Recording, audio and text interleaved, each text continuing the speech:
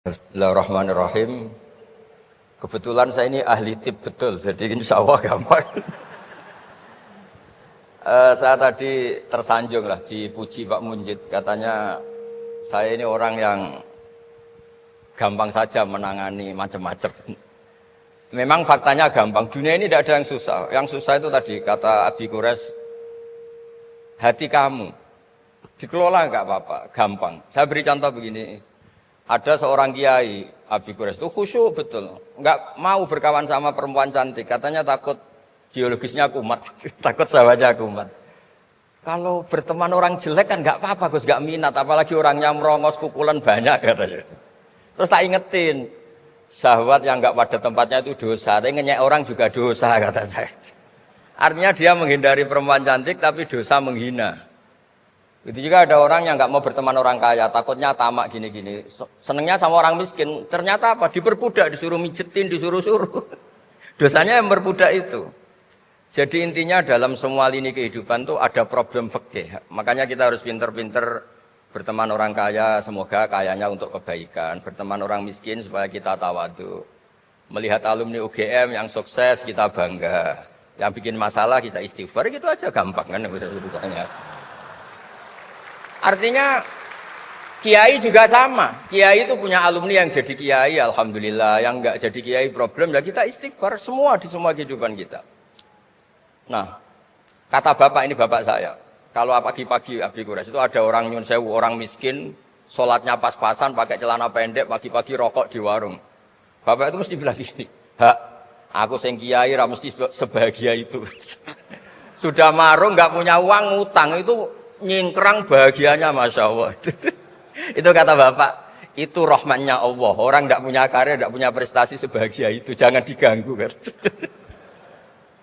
Selama ini kita sebagai akademisi, sebagai dosen juga ikut salah, melahirkan satu faham, bahagia itu kalau jadi dosen, bahagia itu kalau jadi rektor, jadi menteri, sehingga orang itu tidak kok berbahagia dengan kesehariannya. Padahal orang seperti itu sering saya ketemu orang nganggur itu, wah enak Gus jadi wong nganggur lah. Jadi menteri dikongkon presiden, jadi pejabat esok kudu ngantor, jadi orang biasa enak wae turu-turu wae ngopi-ngopi gitu. Intinya bahagia seperti ini tidak usah dibatalkan, biar aja tetap bahagia seperti itu. Karena kalau kamu jadi dosen, nyanyi Anda di UGM juga kamu nggak mau. Jadi itu penting, ngelola kebahagiaan itu penting. Jadi ini Mbak Aida, Mbak Aji, semuanya harus dilatih lah, bahagia itu dilatih. Syukur-syukur model wali ya, terus sujud, terus sungkem di Allah. Kalau nggak model wali ya dilatih yang gampang-gampang. Saya teringat konflik itu dimulai dari tersinggung. Saya ulang lagi, konflik itu dimulai dari tersinggung. Saya punya sekian khazanah tentang ngelola tersinggung. Saya berkali-kali cerita itu. Suatu saat Imam Syafi'i didatangi orang, cium tangan, terus hormat. Setelah itu orangnya menghujat. Dilaporkan sama santrinya, itu orang yang tadi nyium engkau, di luar menghujat engkau, menghina engkau. Imam Syafi'i tertawa-tawa, baguslah saya wibawa, di depan saya agak berani. Enteng saja, dianggap enteng saja. Enggak kok, wah itu khianat, itu munafik, enggak. Alhamdulillah saya wibawa, buktinya di depan saya tidak berani. Nah ini tip Bu Rektor, kalau ada yang ngerasain jenengan di luar, alhamdulillah di depan saya tidak berani. Jadi enteng saja. Diceritain lagi, orang separuh dari kampung ini enggak suka jenengan Imam Syafi'i, karena engkau terlalu ngendikan hak. Baguslah, kalau enggak suka saya berarti enggak ngutang saya. Yang masalah itu yang suka-suka itu bisik-bisik minta-minta. Jadi dianggap enteng saja. Kalau Anda sudah bisa ngelola konflik seperti itu, ringan saja. Ada lagi ulama disuruh ke tetangganya. Setelah datang ke rumahnya, irji falah hajata libik. Sudah kamu kembali, saya tidak butuh kamu. Setelah sampai rumah dipanggil lagi. Ya saya jadi butuh kamu, silahkan ke rumah. Datang lagi sampai 3 kali. Dan setiap dari 3 itu ulama tadi senyum, senang puas sekali. Akhirnya pemuda tadi tanya, engkau saya bully, saya kerjain kok tetap seneng ceria. Sampai 3 kali. Ayo datang ke rumah saya. Setelah sampai rumahnya, sudah pulang aja, saya tidak butuh kamu. Setelah di rumah dipanggil lagi, Pak Yai jadi acara di rumah saya. Setelah di rumahnya, sudah saya tidak butuh kamu, pulang. Sampai 3 kali. Dan fikul lil marroh, di fitil kal marroh, di semua itu beliau senyum, seneng menikmati. Terus tanya pemuda tadi, kenapa engkau tetap senyum-senyum menikmati? Saya ini penghamba Allah sejati. Senang saya sama ajarannya Allah, disuruh menghormati tetangga.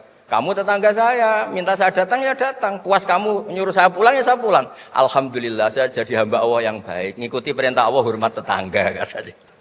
Sama kita di Indonesia gitu. Kalau Anda tidak sepaham dengan presiden atau dengan bupati, perintah Allah itu hubungan dengan mereka baik. Cocok tidak cocok harus baik. Itu perintah Allah. Jangan yang cocok di kita membebek, tidak punya prinsip, tidak punya ideologi. Saya diundang di sini, kalau nuruti nafsu saya tidak cocok. Kiai kok diatur-atur. Tapi perintah Allah disuruh menghormati kawan. Kata Rasulullah di sebuah hadis, inna min abaril birri silatar rajul ahla wuddi abih. Kebaikan tertinggi itu adalah berkawan baik sama teman bapaknya. Saya ini dekat sekali sama Profesor Zaini Dahlan, sehingga harus menghormati putrinya. Sebetulnya wajib hormat itu dosen UGM, kalau enggak dipecat kan. Tapi saya punya konstitusi sendiri. Jadi kalau hidup kamu sudah bertautan dengan Allah, semuanya indah. Maka na yu'minu billahi wal yaumil akhir falyukrim jarahu. Kalau kamu iman sama Allah dan Rasul, hormati tetangga kamu. Bukan pakai hukum sosial. Kalau baik saya baiki, kalau enggak. Berarti ada terdikte oleh makhluk. Terdiktelah oleh Allah Subhanahu wa taala yang suruh supaya kita selalu baik. Nabi mencontohkan ada 3 tetangga. Satu punya 3 hak, yaitu dia muslim, dia kerabat kamu, dia tetangga kamu. Yang 2 punya 2 hak. Dia muslim, dia tetangga kamu, tapi tidak keluarga kamu. Yang 1 punya 1 hak. Dia tidak muslim, tidak kerabat, tapi itu tetangga kamu, yaitu non-muslim. Juga harus baik. Suatu saat Khalilur Rahman Ibrahim ditemani orang Majusi, umurnya 70 tahun. Cerita ini ada di Ihya, di Ar-Risalah Al-Qusyairiyah. Ya meskipun ini tidak bidang Pak Munjid, tapi referensinya saya sebut sebagai penghormatan pada UGM. Kamus keren, masa ngomong tanpa referensi. Nah, itu nanti ini pasar gelap kata beliau. Kalau ada kiai yang referensinya tidak banyak, kata beliau pasar gelap katanya. Saya minta makan kali ini saja. Kata Khalilur Rahman Ibrahim, hatta tuslima, kamu harus Islam dulu. Terus orang ini putus asa. Wallah itu sudah pulang. Setelah sekian meter, sama Nabi Ibrahim, sama Allah, Nabi Ibrahim dikasih wahyu. Ya Ibrahim, kamu tidak mau ngasih makan orang itu meskipun hanya 1 hari. Tidak, karena dia masih kafir, non-muslim. Ut'imuhu ala kufri sab'ina sanatan. Itu orang sudah umur 70 tahun, tidak pernah kelaparan. Sayang Tuhan saja ngasih makan, kamu manusia tidak mau. Jadi. Terus dipanggil akhirnya. Ya Majusi sini, tak kasih makan. Kenapa kamu rubah? Ditegur sama Tuhan. Karena kata Tuhan, saya yang Tuhan saja, yang dikafiri dia, tak kasih makan kok kamu manusia kok ribet. Akhirnya dikasih makan. Jadi contoh-contoh muamalah kebangsaan, beda agama itu cukup. Referensi kita cukup. Yang enggak cukup adalah pikiran kita yang sempit, itu masalahnya pikiran kita. Wong Islam itu kepenak, enak betul. Saya punya saudara, punya keluarga, saya tadi cerita Pak Kures. Wah itu haternya banyaknya bukan man. Tapi bilang ke saya, dah Gus kita sama-sama wali. Syaratnya wali itu hanya 2. Dicintai banyak orang atau dihujat banyak orang. Kalau dihujat banyak orang itu ngilangi dosa kan. Islam itu enak, dicintai orang ya ibadah, dirasani orang ngilangi apa? Dosa. Maka kamu jadi dosa. Tenang saja. Kalau mahasiswa senang energi kebaikan, kalau tidak senang ngurangi dosa, kan enak kan? Monggo jenengan milih mana? Milih banyak pecinta apa banyak yang membenci? Tapi apapun itu terus kembali ke Pak Kores tadi. Yang semuanya dari semua itu adalah Allah Subhanahu wa taala. Kalau kamu nyari ridhonya Allah, enteng semua kan? Sudah enteng betul. Menyabari orang yang menyinggung itu ya ibadah. La taghdab faradada miraron faqala la taghdab. Tersinggung enggak marah itu ibadah. Wal kadhiminal ghaidh. Jadi itulah yang harus kita latih, saya itu sering ijtihad ya, bukan dengan makna yang mutlak ijtihad biasa. Saya ini termasuk kiai yang susah diundang. Saya datang ke sini bukan sebagai UGM, Bu Ova itu putra dari Profesor Zaini. Jadi jangan GR Pak Munjid kalau saya diundang UGM terus Pak Jumawa itu enggak, biasa aja. Biasanya bukan karena meremehkan UGM enggak, memang ada aturannya. Kiai itu kan ya jaga hatinya. Jangan-jangan diundang UGM mari takabur. Kan ya kita mikir. Kalau enggak mau jangan-jangan takabur, diundang kok enggak mau kan ya mikir. Ini cerita Pak Kores, ini kisah nyata. Saya tuh pernah diterima kasih kiai kecil. Gus matur nuwun Gus jenengan enggak datangan. Oh iya. Kalau di dunia kiai itu kiai kecil kan diundang acara-acara kecil. Ya kira-kira salam tempel 200.000 lah kira-kira gitu. Gara-gara saya tidak datang dia lakon itu ya lakon dia yang disalami template, yang dicium. Oh itu kalau jenengan datang saya mahjub, saya tegak kanggo. Gitu. Jadi dianggap uang 200.000 itu dari saya. Ternyata menghadiri acara kecil itu tidak solusi juga. Kalau kita kiai besar datang ke acara kecil, ini namanya menghentikan rezekinya yang kecil. Itu ibarat toko besar dekat kelontong kecil. Tapi kalau tidak datang, sombong betul setelah kiai besar diundang yang kecil nggak mau. Nah itu namanya istihad. Istihad itu satu pemikiran yang tadi yang diceritakan Mas Haji tadi. Mau tidak mau kita secara sosial itu berdebat. Sebaiknya kita ini merakyat apa enggak? Kalau merakyat dengan tema-tema rakyat, urusannya makan, mungkin kita tidak jadi negara maju. Tapi kalau terlalu tema-tema besar, jangan-jangan lupa ngasih makan. Ya sudah, itu istihad. Ini yang terakhir saya cerita perbedaan pendapat. Dulu Al-Haris Al-Muhasibi itu pernah punya ide. Ini temannya Imam Ahmad, temannya Imam Syafi'i. Ya Imam Ahmad saya mau ngarang buku tentang menolak faham-faham Mu'tazilah, faham-faham yang nggak benar. Menurut Anda gimana? Jawabannya lucu. Jangan katanya. Kenapa? Sebelum Anda membantah mereka, meluruskan mereka, pasti Anda cerita argumentasi mereka. Ketika cerita argumentasi mereka, jangan-jangan mereka lebih tertarik argumentasinya Mu'tazilah daripada argumentasi Anda. Berarti Anda ikut menyebarkan kebid'ahan itu. Terus oh iya. Nah ini mohon maaf ini mahasiswa UGM yang masih muda-muda ini. Misalnya rektorat bikin pengumuman. Nyun sewu ada gambar yang seronok, yang menarik. Terus ditulisi gini, jangan lihat ini bahaya misalnya. Orang lihat tulisan jangannya apa ngelihat gambarnya? Nah, tidak semua kebaikan disebarkan itu baik karena ini ada hitung-hitungannya. Saya sebagai ulama ahli sunnah misalnya, tahu madzhab Mu'tazilah, tahu madzhab yang lain-lain itu dari cerita ulama itu. Jangan-jangan ketika kita cerita bahaya NKRI misalnya, kita ini mencintai NKRI justru karena baca buku bahaya NKRI dalam ambang apa. Setelah baca terus tahu ekstremis, tahu ini itu, malah benci NKRI. Padahal kita ngarangnya demi persatuan NKRI, tapi kita tahu problemnya dari nulis.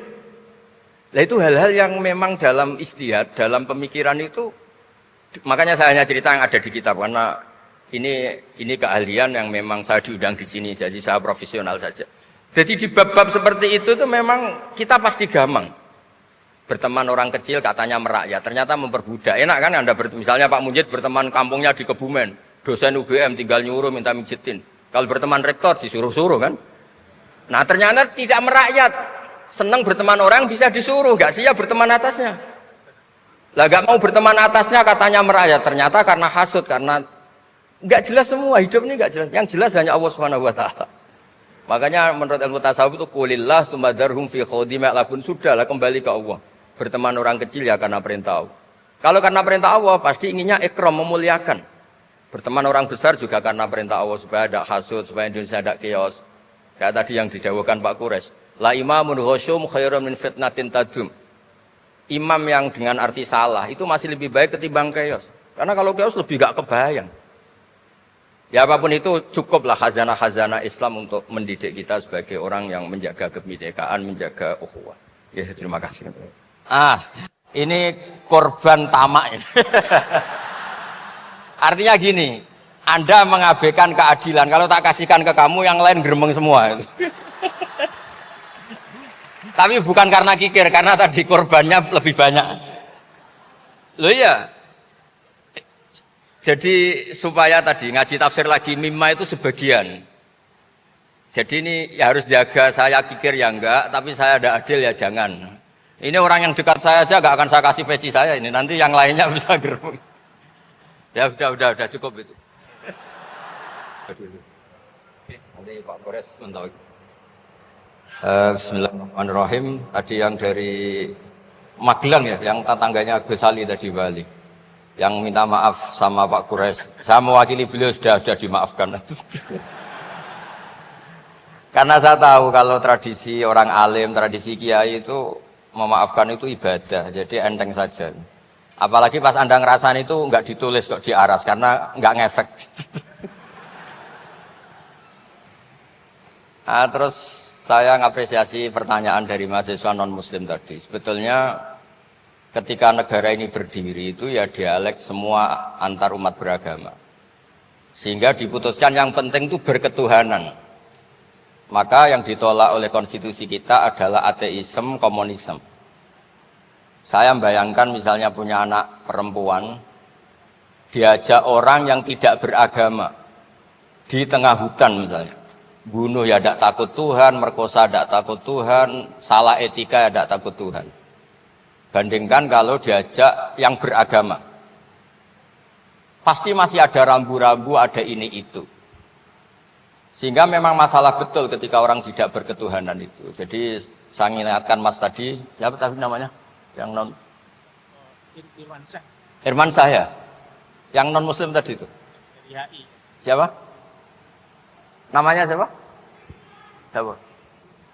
Kurang jelas. Ya, Siapa namanya? ya. Krisman. Ya, Oke, namanya Krisman. Jadi Mas Krisman ya, kalau dibilang nggak pernah ada dialog dulu ketika negara ini berdiri, itu semua tokoh agama bersepakat. Termasuk saat itu ya ada Perindo, selain ada NU ada Perindo. Itu yang ditentang itu adalah ateisme. Karena kalau orang tidak bertuhan itu ngeri. Ngerinya itu ya tadi misalnya kita punya anak perempuan atau punya keluarga, diajak orang yang tidak beragama.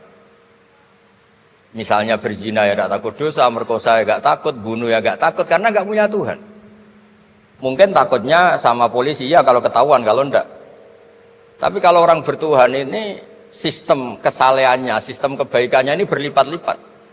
Takut hukuman Tuhan, takut sosial, takut ini itulah sehingga kita bersepakat berketuhanan.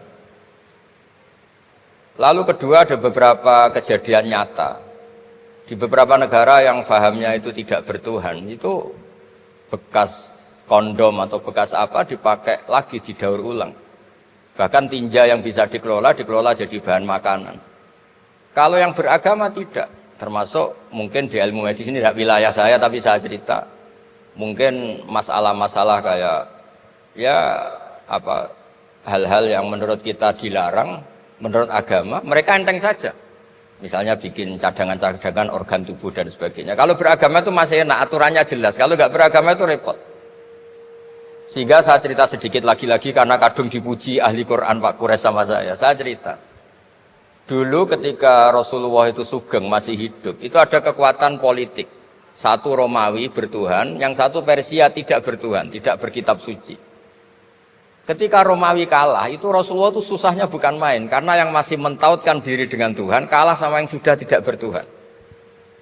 Dan ketika akhirnya Persia yang kalah, yang menang Romawi, Nabi itu ikut senang. Karena yang bertuhan mengalahkan yang tidak bertuhan.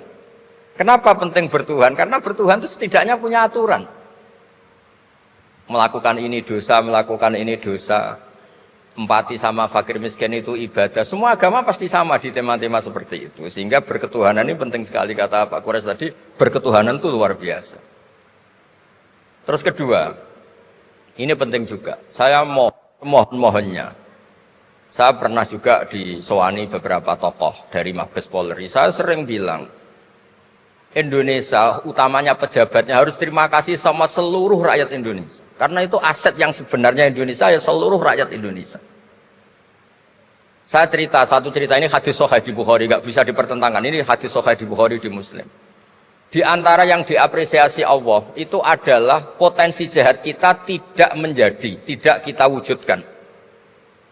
Kalau seluruh rakyat Indonesia, tidak usah seluruh, seperempat kita ini maling semua. Itu negara miskin kok, karena biayai kita di penjara 2 tahun, 3 tahun. Separuh kita mentalnya membunuh, habis Indonesia. Seperempat saja, sepertiga saja, 1/8 saja punya mental killer, itu habis Indonesia. Ketika rakyat kita, ketika tetangga kita, masyarakat kita tidak melakukan kejahatan, itu ketertiban yang sejati. Maka semua bentuk ketidakkriminalan yang dilakukan oleh rakyat Indonesia itu awal dari aset bangsa ini. Coba kalau semua orang mencuri, habis negara untuk biayai di penjara. Semua orang kriminal, berkahnya mereka tidak melakukan, Indonesia baik-baik saja. Sebab itu ketika ada sekian kebaikan, Nabi terakhir ngendikan apa? Takufu syarroka anin nas fa innaha shadaqatun minka ala nafsik. Potensi jahat kamu jangan kamu lakukan, itu sudah menolong peradaban. Para gadis tetap gadis karena nggak diperkosa. Orang yang punya kambing satu tetap punya kambing satu karena nggak dicuri. Orang yang berkarir tidak terhenti karena karakternya nggak dibunuh, tidak dihujat, tidak dihentikan, tidak disetop oleh cibiran, oleh bulian. Maka di antara 7 orang yang dilindungi Allah, fi dzillihi yauma la dzilla illa dzilluh, itu Nabi hanya cerita orang yang nggak jadi. Di antara yang diceritakan Nabi dalam sebuah hadis, saya ini lelaki sejati, sangat mencintai sepupu saya dan saya mau ngumpuli dia, tidak mau sampai saya kasih uang 100 dinar. Setelah saya kasih 100 dinar, saya ingin ngumpuli dia dengan cara salah tentu. Dia gak mau dan berpesan, la tafuddal khatam illa bihaqqi.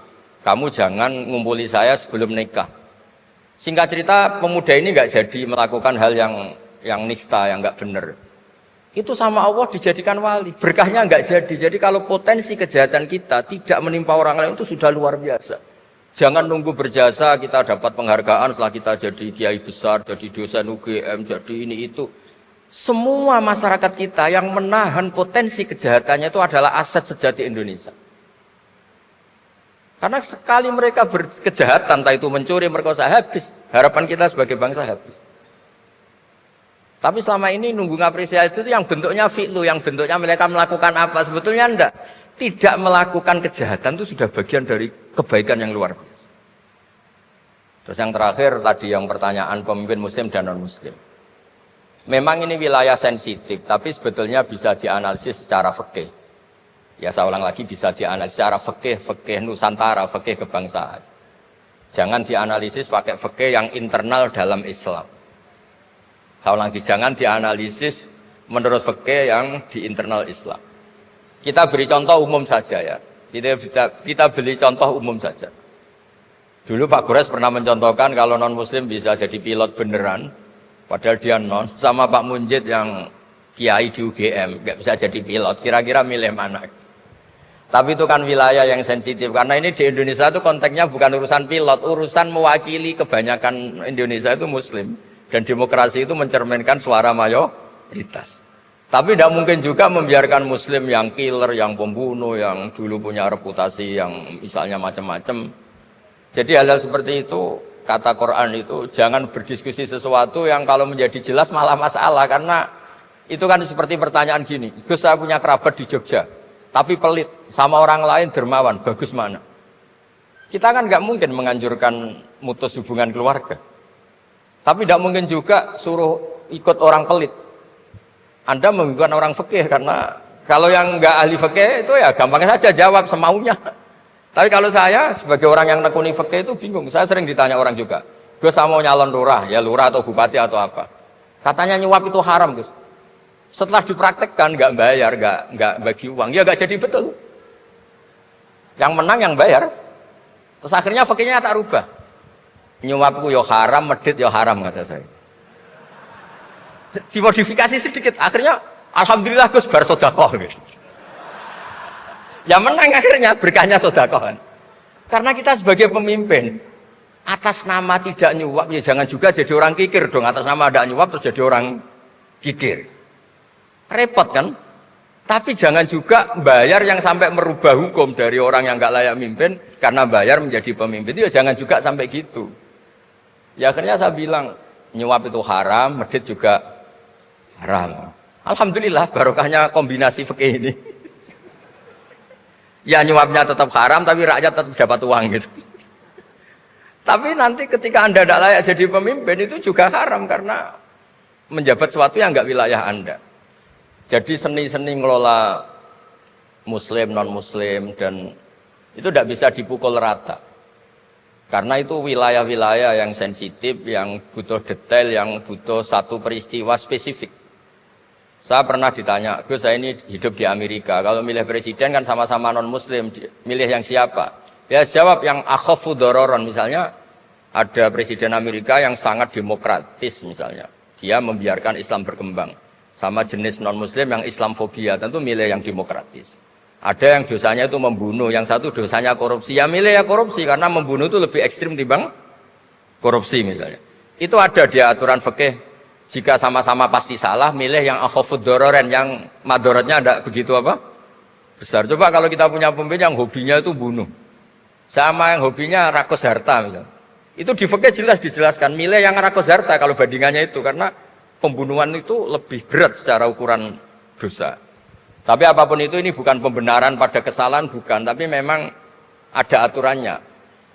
Kalau ada dua dororani, dua bahaya, urtukiba khafuma, kalau ada dua hal yang bahaya, dipilih yang paling ringan kalau dalam konteks ya tadi.